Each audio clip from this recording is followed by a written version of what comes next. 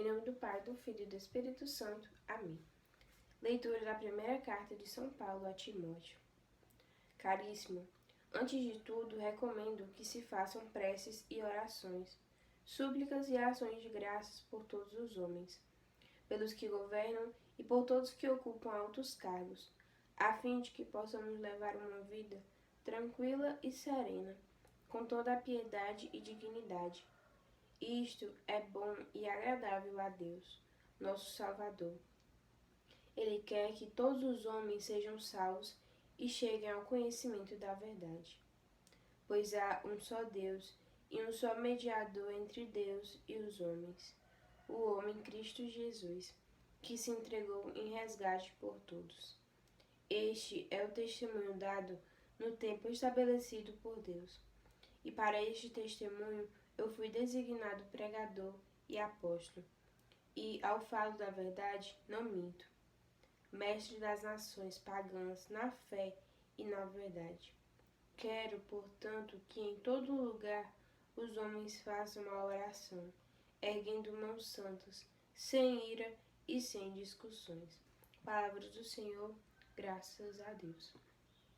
Aqui São Paulo, ele escrevendo a Timóteo, São Paulo, ele pede que faça, primeiramente, antes de tudo, orações, súplicas, por todos aqueles que estão à frente, por todos aqueles que têm altos cargos, por todos que governam.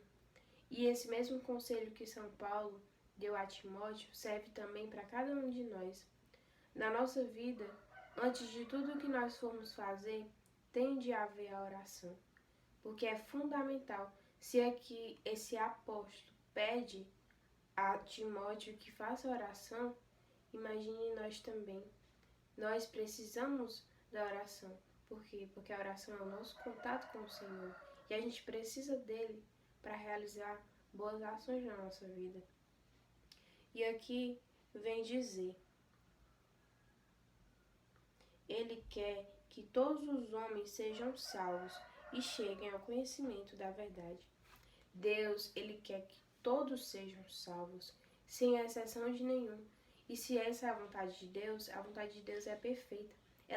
Ele quer que cada um de nós, a gente se salve. Não é só alguns, por mais que tenham muitos que rejeitem a sua graça, por mais que tenham muitos que não queiram saber dele, mesmo assim, até esses o Senhor, ele quer que se salvem. Deus, ele não quer que ninguém vá para o inferno, não. Não, muito pelo contrário. O Senhor quer que todos cheguem ao céu. Só que isso depende de nós, depende da nossa ação, da nossa decisão. E Jesus até em vida ele diz, né, que não queria perder nenhum dos que o Senhor lhe deu. Deus, ele não quer perder nenhum de seus filhos.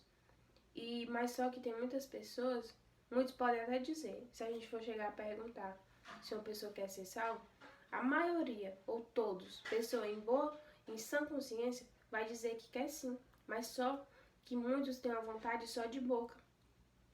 De boca dizem que querem ser salvos, mas as suas ações mostram totalmente ao contrário. Aí o Frei Gilson, ele citava um exemplo.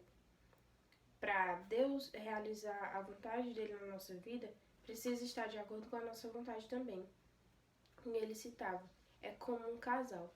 Um casal, quando eles tomam uma decisão que os dois querem, ali vai muito bem. Aquela decisão na família flui muito bem. Mas pode prestar atenção. Quando, por exemplo, o marido quer uma coisa e a mulher não quer, a mulher quer outra, aquilo dali vai gerando problema. Aquilo dali vai gerando atrito entre os dois, entre a família. Por quê? Porque são opiniões contrárias, são decisões contrárias. E da mesma forma é com Deus. Se a gente não aceita a vontade dele, se a gente não busca seguir, isso vai gerar atrito. Isso vai fazer, talvez, muitas vezes, com que a gente perca a nossa salvação.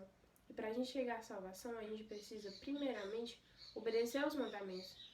Quando o jovem rico perguntou ao Senhor o que é que precisava para ser salvo, Jesus disse que ele obedecesse aos mandamentos. E assim também nós precisamos obedecer.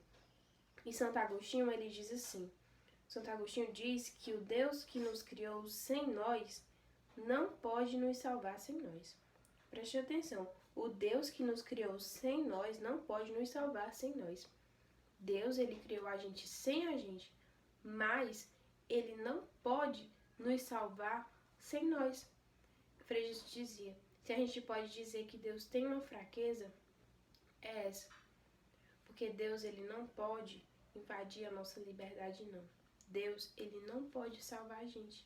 Claro, se a gente busca, o Senhor com certeza vai nos ajudar. Mas isso tem de partir de nós, é uma decisão nossa. Nós somos livres, nós temos a liberdade de escolha. E aqui diz que ele quer também que todos cheguem ao conhecimento da verdade. Para ser salvo, a gente precisa conhecer a verdade. E como é que a gente conhece a verdade? Conhecendo Jesus. É impossível a gente ser salvo no reino da mentira. E hoje o inimigo de Deus, ele implanta muitas mentiras e muitas ideologias. Muitas pessoas estão sendo ludibriadas, muitas pessoas estão acreditando justamente para isso, para não se salvarem, para perderem a vida eterna. Mas se a gente conhecer a verdade, se a gente conhecer a Jesus, a gente vai rejeitar todas essas mentiras, vai descartar todas essas mentiras da nossa vida. Se alguma ideologia, alguma ideia é contrária à nossa igreja, é contrária ao que Deus ensina, pode ter certeza que aquilo dali veio do inimigo de Deus e tem muita mentira implantada no meio. Então que nós possamos hoje buscar essa verdade, para que assim a gente seja salvo. Amém. Em nome do Pai, do Filho e do Espírito Santo. Amém.